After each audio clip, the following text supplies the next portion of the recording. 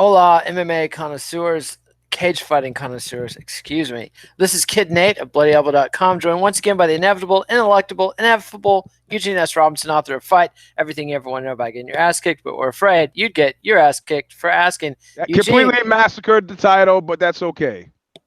it was flawless. No, it wasn't. Flawless. It was Everything you want to know about asking, but forget you're asking for asking. That's the correct subtitle. That's what I said. No, you didn't say it.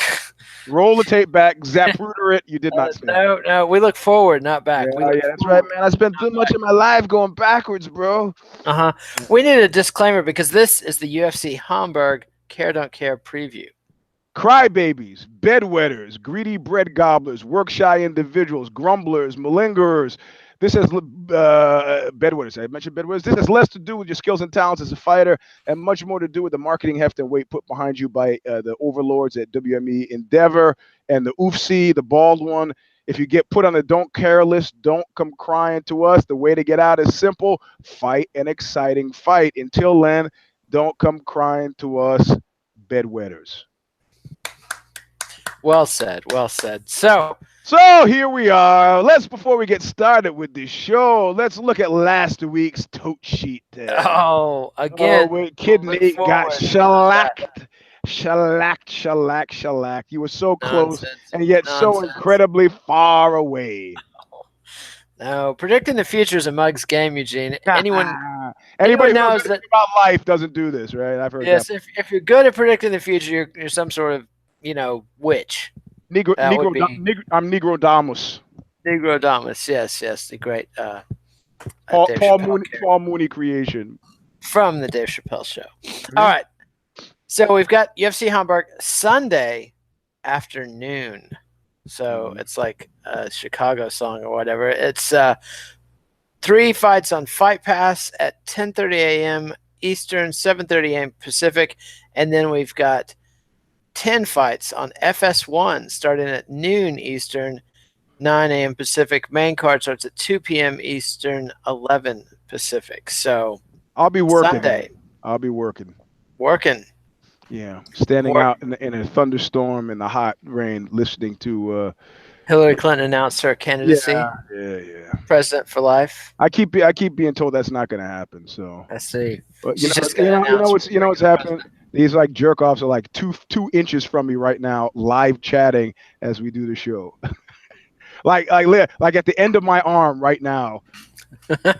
They're live chatting. They're like FaceTiming. I can't read what they're texting, but they're there. So whoever's currently writing, that's the guy who is closer than 3 feet to me presently. Let's see. Smack him, Eugene. Smack him. All right. So 3 fights on Fight Pass. First up, bantamweight Damon Stasiak versus Lu Pingyuan. Do not care. I don't either, although I'm sort of curious as to what a Chinese fighter is doing in Germany. That's quite a bit of ways to travel when they usually are on the Asian cards.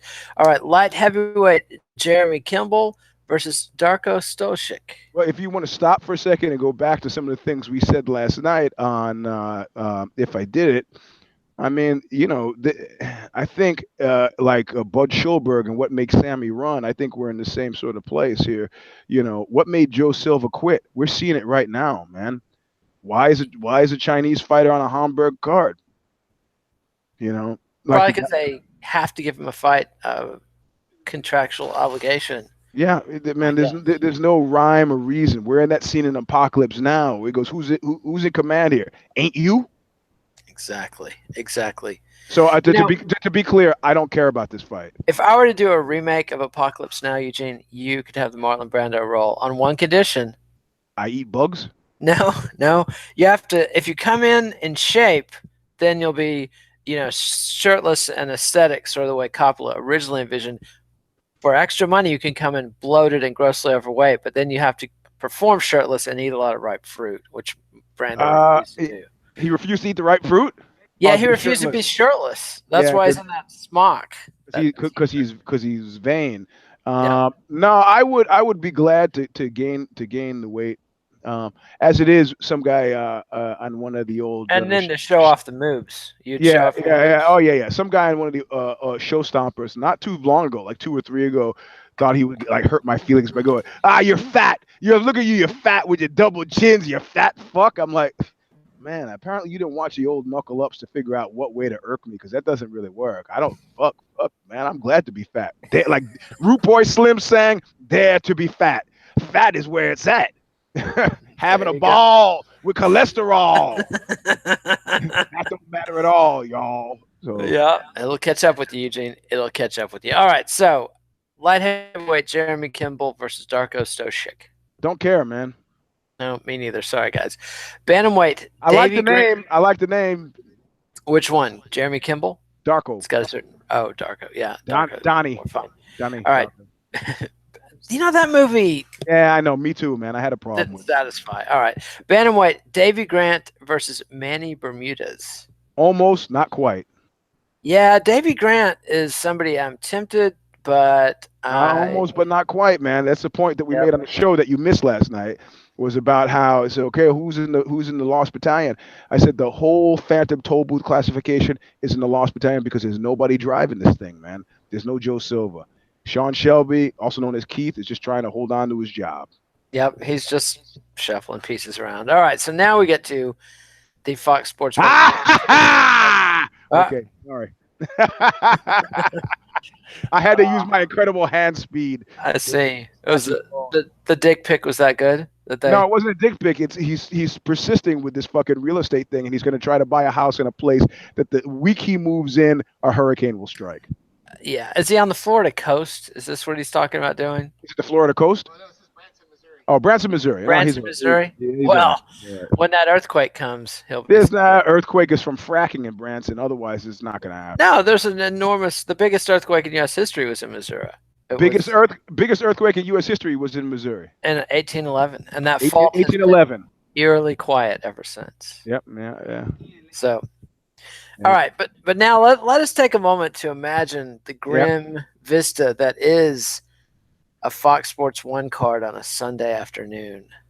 Sunday afternoon. This Saturday, Gilman Park said it was a Friday. Okay, yeah. But so, I mean, just the ads are going to be reeling. Relentless, fucking relentless. Light heavyweight Justin Leday versus Alexander Rachik. Nope, me neither. Sorry, guys. Featherweight Khalid Taha. Just for the people's edification, this is our tote sheet presently. It's blank, but you did open the letter and read. Yeah, it's from a lawyer. A summons. Another subpoena. There you go. Can you see that? There's a lawyer's office. I see. Did somebody walk up and say Eugene Robinson and hand it to you? No. I've trained myself not to answer to my name in public. Specifically because of subpoenas. People say Eugene. I just go, you have to stand in front of me, look me in the eye, and go, and then even then I won't acknowledge. Yeah, well, good work. That's a valuable skill. All right, so featherweight Khalid Taha versus Nad Narimani. I like those names. Khalid Taha and Nad Narimani, good names, but I don't care. Yeah. Same here. All right. Welterweight, Emil Weber Meek versus Bartosz Fabinski. Yeah, no. This sounds like an art concert. Like, people writing poems. Yeah. Every cough, every shuffle is part of the performance. Listen. I did some kind of performance art piece where all I had to do was repeat over and over again, from far away. So this woman read a real line, and then my chorus line was from far away. From far away. I see. Were you Echo? Were you playing the nymph Echo? No, I was just standing in front of a music stand because I needed those words written out in case I forgot. From far away. That's lovely. Far away. If I were doing the story of Echo, I would cast you as Narcissus. That's the except for the beautiful youth part. But I mean the whole staring at yourself in the water. My ex-mother-in-law accused me of being a clinical. We've diagnosed you on the show many times. No. No. So all right, let's. Do you hear this? What? You hear what I have to put up with it? Okay. All right. Show here, and you're interrupting. Okay. All right, go ahead. Welterweight, Emil Weber Meek versus Bartosz Fabinski. Yeah, you just read that name, and I said. Well, you didn't give me a care. You didn't. I don't care. Gah. All right, lightweight. Damir Hadzovic versus Nick Hein. No. Nick Hein? Yeah, Huh? German? Yeah, no. Sorry. Come on, the guy's like Hey, reeled off. Hold on. I think actually, hey, Sorrel, does Pastuch have one of his fighters on this card in Hamburg? Yeah, there's one guy who's a known associate who's got a fighter on the card, and I will figure out who it is later and tweet it out. So there is a known associate care. I just don't know who it is. I see. If you knew, it might be Nick Hein. I'm not quite sure. I need to check. But a guy who used to train with us has a guy he's training fighting in this, so I will care about that. All right. Well, we're moving on up now to the main card. Wow. I know, man. I mean, remember when they used to like put a little nugget on the Fight Pass card just to make you feel like you were getting something for your money, and then this undercard. I mean, Nick Hein is clearly the name attraction there. Yeah. Okay. I think the bald one's got other fish to fry. Things might be kind of chilly in the bald one household. Past few days. Maybe so. Yep. I'm not going to comment on that. All right. Lightweight, Nasrat Haqparast versus Marc Diakiese. Oh, I care. Because? This is Diakiese. I like him. Are you sure you're not getting him confused with Cyril Diakiese? Oh, no, I know of whom I'm thinking. I see, because he's got 2 straight losses he's rolling into this on top of. Yeah, Where's he from? My guess is going to be the UK. He's of Congolese descent. Yeah, I thought that guy. I'm not really willing to make him a gift yet, but I've thought he's had great problems. How did he lose his last 2 fights again? He got submitted once, and I think a decision the other time. Let me check. I remember him vividly getting Diakiese. He got guillotine choked by Dan Hooker last time. I remember that one. And then split decision against Drakkar Klose. So yeah, I thought that one was bullshit. So no, I care. I think that if he loses this fight, he's been sukujued. If he wins, I don't know. I found him to be interesting. I mean, it passes the wine in the kitchen test. If somebody goes, "Oh, hey, that guy Diakiese," I would wander back. That's just because it was box wine. Yeah. Yeah. If it was a nice Pinot, I might. Hold on. Are you have a care on this one or not? No, I don't care. Fuck. Yeah. What's your temperature on $2 Chuck? You ever go to Trader Joe's and enjoy their wine specials? Yeah, I'll drink that too. So. That shit'll give you a hangover, I'm not drinking that much of it, man. I'm talking about a glass here. Actually, you know what? I'm sorry. I'm gonna have to. You're retracting your care? Yeah, I'm gonna let peer pressure work on me here, just because. I see. I'm not in the kitchen with the wine alone. I'm presumably talking to somebody. I can't get them to leave with me to watch a fight. I probably stand there and stay. I see. All right. So, heavyweight, Marcin Tybura versus Stefan Struve. Wait. I skipped a fight. Welterweight, Danny Roberts versus David Zawada. Don't care. I almost care about Roberts, but he's kind of turning into one of these win-loss guys. Yep. But he is generally good for a knockout either way. Yeah, well. But that's not enough to care. All right, Marcin Tybura versus Stefan Struve. Care. Yep. Struve. Do you care about Tybura? Nah. I don't. Well, he's Polish, right? So. Yes. Usually I pick the home team, and Stefan Struve has looked kind of not. It's kind of sad. What the hell? I'm gonna just for fun. I'll pick Marcin. Well, then I'll pick. Oh man, I can't pick Struve. I know. I got to pick Marcin too. Yeah. Yep. All right. So middleweight, Victor Miranda, not Carmen Miranda. Victor Miranda against Abu Azaitar. Abu means father. Thank you. Fascinating. I know that because I know Abu. Somebody told me, don't ever say this to an Egyptian guy. I said, oh, fuck, that sounds like precisely the kind of thing I want to say to an Egyptian guy. Now say it again. Abu. I go, what does it mean? He goes, it means fuck your father. I go, oh, yeah, okay.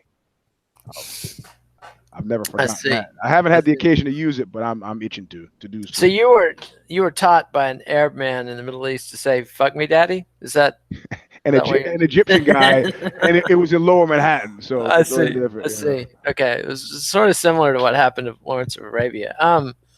Yeah. So, man, everybody. It's like everybody in this card has 2 loss streak going. I can't care about Victor Miranda and Yeah. Abu Yeah. Azaitar. I'm sorry.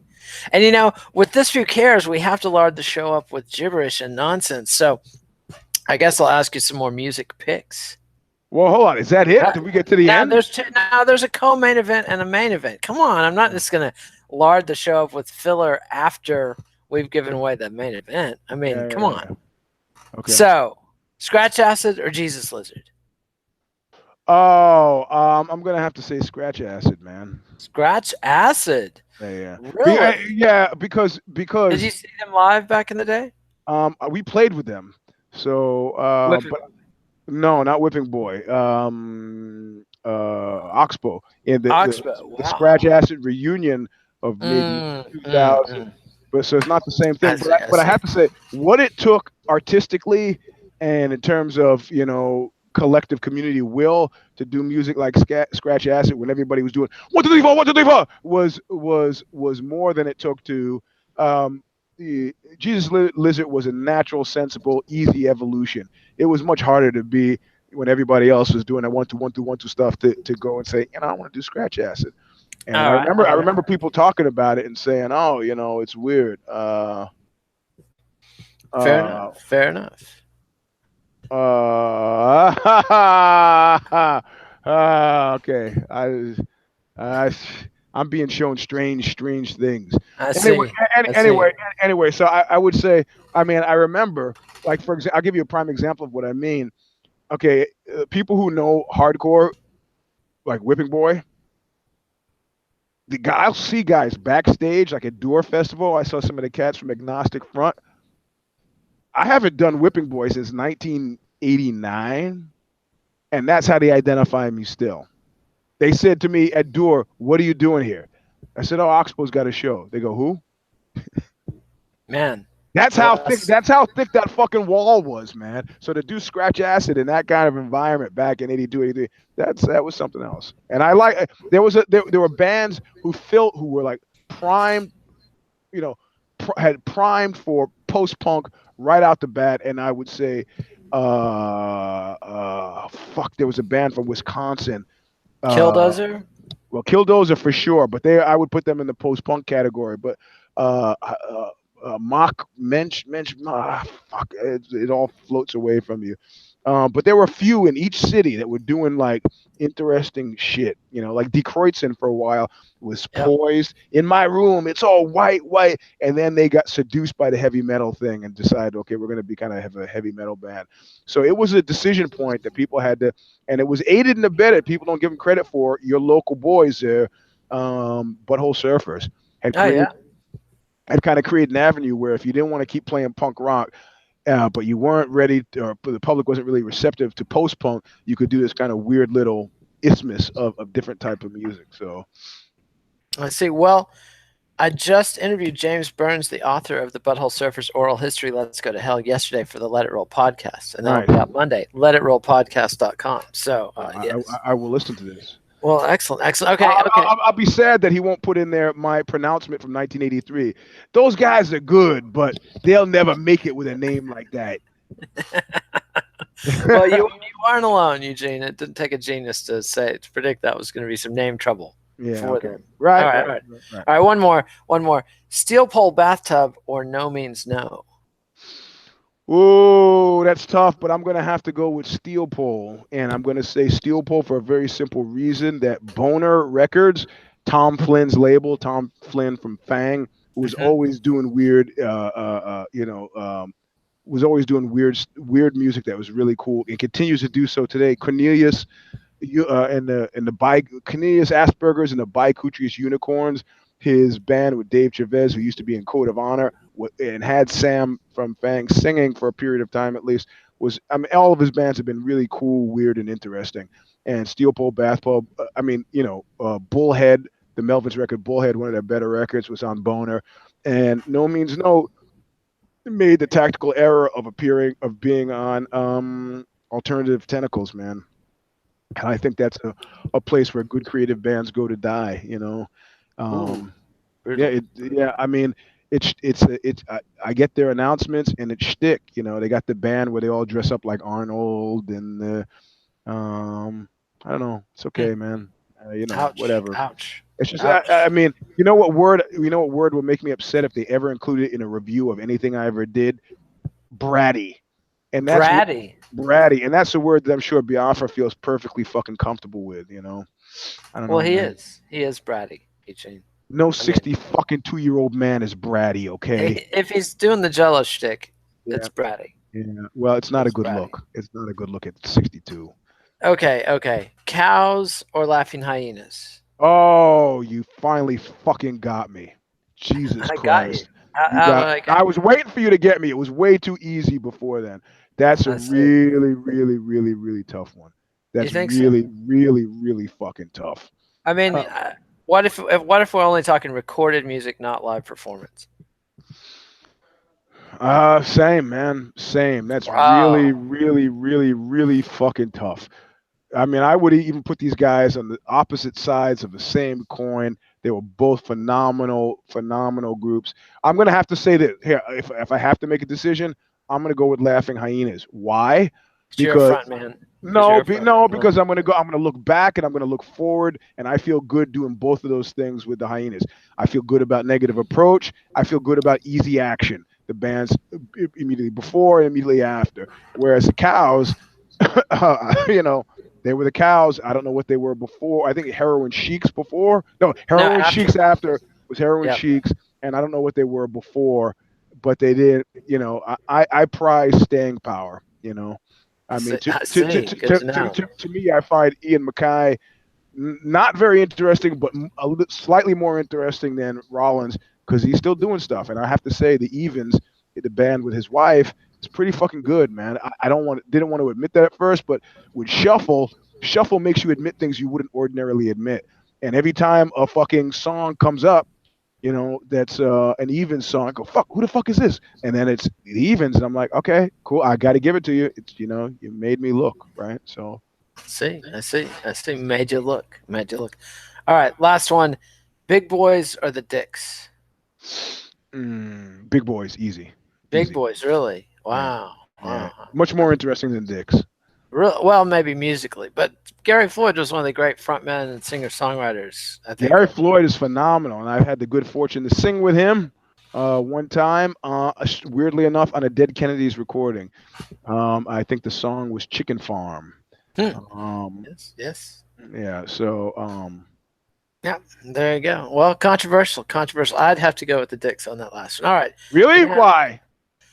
I just think that if on the Live at Raoul's album, that they blew them away. I think, and I think that the Blue and Orange Dicks albums are. I just think the Big Boys were great live, and not. I think every Tim Kerr band was better live than in the studio by a wide margin. I don't think the guy ever figured out how to capture his mojo in the studio. Yeah.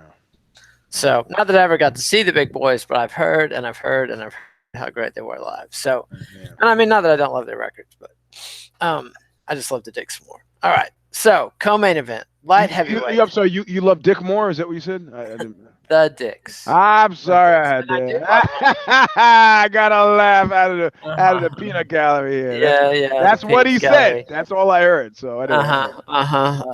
All right. So light heavyweight, Glover Teixeira versus Corey Anderson.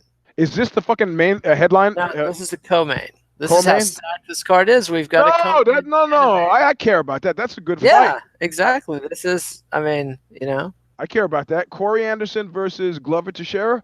Yeah, I'm gonna have to pick Glover, man. He's getting on up there. 38 years old. Then I gotta pick him twice. Yeah, he lost to Gustafson, but he's got to win. Gustafson, come on. Yeah.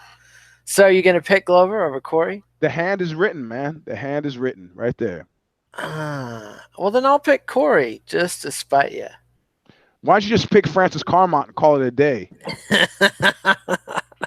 Because I can't believe you're people wouldn't picking find Corey that Anderson. believable. He's a single. I don't find him very interesting. So He does tend to bore. Mhm.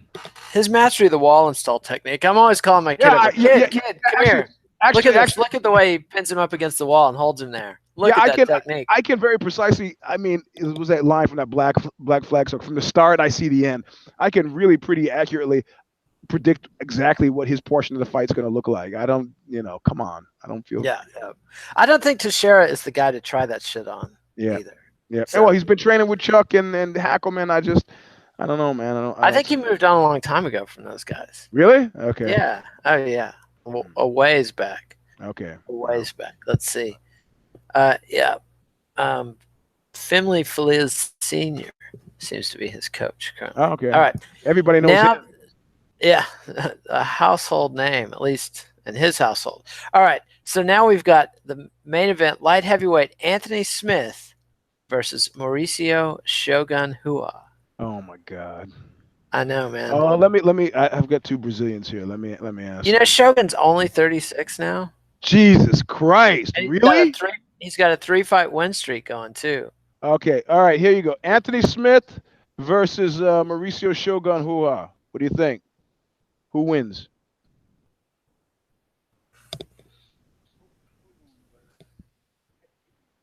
He said he hopes Shogun, but Anthony Smith is young. Man, when a Brazilian says he hopes his guy's going to win, you know that's. What do you say?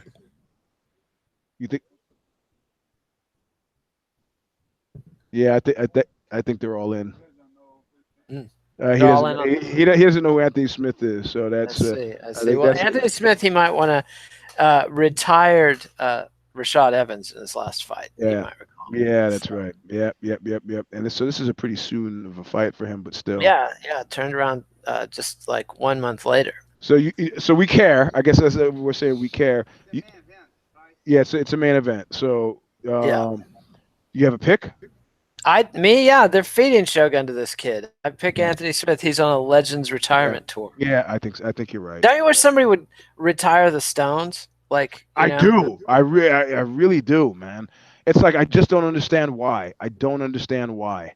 Money, because they like money. That's why. Yeah, I don't know, man. Yeah, listen, you know what? A friend of mine got a call once, and it was David Bowie. David Bowie called him, and he had become friendly with Bowie because he was ghostwriting or co-writing the book that Bowie did with Imam, right? And Bowie says, hey, my friend's name. I got a question for you. And he goes, yeah. He goes, do you think I'm still relevant? And my friend's answer, he was like mostly shocked that Bowie was calling him, and then shocked that Bowie was calling him to ask him about relevancy. And so he couldn't remember his answer, or in the very least, I don't remember what he answered, but I thought about what I would have answered. And I just said, look, man, you know what's relevant? Twinkies. Twinkies are relevant. Snack foods are relevant, but snack foods are not significant. Go for significance, not relevancy. And that's how I feel. The Stones, are they relevant? Yeah, well, like Twinkies, maybe they're still part of that discussion somehow by virtue of the fact that they're there. But are they significant? Fuck no. Stop it. Just stop. Yeah. I mean, this is coming from an older musician as well, man. I mean, I don't say you have to stop making music, but you have to stop being the Stones, Had enough of the Stones. Do other shit. Bowie had Tin Machine, do other things. I wouldn't necessarily do Tin Machine. But, I like Tin Machine, man. I just because of the Sales Boys. I mean, Yeah. Do you know them? Are they? No, I don't know them personally, but I knew that their father was a big fan of Susie Sales. Yeah. Did I tell you I saw Jackie Mason in a deli in New York City? No, that would have been great. Did I tell you this story? No. We didn't even realize it until later. My wife was sitting closer to him but had her back to him, but she could hear him talking. So she heard people calling him Jackie. If I'd heard that, I would have reconsidered. All I saw was a very old dude in a very nice shirt with his napkin tied around his neck like a bib, and then this curly red toupee on top of some, dyed frizzy red hair on thing. And then his wife was the palest human being I've ever seen. And she was like, we get out of there and she was like, do you think what I think? And I'm like, what? And she's like, well, that was Jackie Mason. And I'm like, Jackie Mason's been dead for 20 years. And then we Google it. And one of our friends, when we were telling the story, had the insight to Google his wife. And sure enough, boom, it was them. We found pics with the toupee, with the pale woman, one table away. And his big line that my wife overheard was, I'm not known for my sense of humor. Huh? Is that a classic? Oh, yeah. I'm not known for my sense of humor. Yeah. Exactly. You know, the funny thing about Jackie Mason, you always got to go to these guys who make like these ethnic comedians who, as soon as they get out of the corral, make the people of their ethnicity uncomfortable. It's like, like black folks loved Red Fox and Sanford and Son. But as soon as you sit there in a mixed crowd and like white folks are laughing, you're like, it feels a little uncomfortable. And it's like Jews go through the same thing with Jackie Mason. He's just so, you just can't, you can laugh at him when you're with other Jews, but as soon as you get Gentiles and they're laughing, it's like, what are you laughing at? We're having collective Dave Chappelle moments. What the fuck are you laughing at? He's just so Jewy. Yeah, no, I can say that. You can't say that, so. I see. Yeah, we had to show my kids the old Pink Panther cartoons where he played the aardvark. Yeah, the anteater. I was thinking, yeah, the anteater. Yeah, because all they knew him from was as Krusty's granddad on The Simpsons, or dad, Krusty's father on The Simpsons. I forgot about that. So, all right, so is he dead now? No, he's not dead. We saw him 3 weeks ago. Oh, 3 weeks ago. Fucking hell. Yeah. And Barney Greengrass, which is an excellent deli, but it's cash only, and bring plenty of it if you want the sturgeon or the caviar. My God. That's what Colin Quinn has got in his New York Stories stand-up routine. He's got that great piece about the two lines in New York, with his line for people who know what they want and the line over there. And the people who get put to that line over there, they never get back to the other. Yeah. We were in the drive-thru at a burger place yesterday, and they made somebody pull over in the parking lot. I don't know what the hell they ordered, but they had to pull out of the line to wait. Yeah, man, you're too fucking high. You can't put your order in. You just please over there. Yeah. All right. So, are we both picking Anthony Smith? Is that? I think we're both picking Anthony Smith. Sorry. Man. It's sad days. I can't believe fucking Shogun. I can't believe he's 36. I know. Can you believe Ninja retired 10 years ago? Yeah. I mean, he was never quite Shogun, but still. But you know what? I mean, this is the thing. When I made the case for the Phantom Toll Booth being put in the Lost Battalion, I could just go down names of guys that just were there and then they weren't, man. Alan Goes. Real Bustamante. Yeah, exactly, right? And you think, oh shit, what happened? Oh shit, and they're just gone, like in the mist, gone. Yep. Wow. All right, well, that's our show, Eugene. So, thanks for watching, everybody. I have Tuesday. I'm gonna be in the recording studio recording some stuff at 7, and I think. I've got Wi-Fi there. I'll talk to you. You're going to do it from the studio. I may do it from the studio if it interferes with the actual recording. Like the guy's already set up by the time I get there and I have to start right away. I'll let you know beforehand so Nash can fill in for me. Okay. All right. Good to know. So follow us on Twitter at KidNate, at Eugene S. Robinson. Read Eugene at Aussie.com. Read me at BloodyElbow.com. Let's see. Subscribe to MMANation.com on YouTube. Zane and the crew will have the MMA Vivid section. Yes, tomorrow with the detailed preview where they actually know who all these people are and are ready for that. And then after the fights, I believe we'll have the 6th round. I can't guarantee it. It's hard to get people out on a Sunday afternoon to do a live vlog. And if you go to for those people who give a shit, if you go to Aussie.com today. I think I have a piece up on the guy who was selling vaporizers, quit his corporate job to sell vaporizers out of his trunk. Living the dream. Yeah, the company is pretty successquit Like when Jamie Gillis quit his day job to sell dildos out of the trunk of his car. Oh man, yeah. I quit the corporate grind to sell vaporizers out of my trunk. Living the dream. Check it out. Yeah. All right, Eugene. Adios, MMA aficionados. Thanks, Eugene. We'll see you next Later, time. man. All right, bye.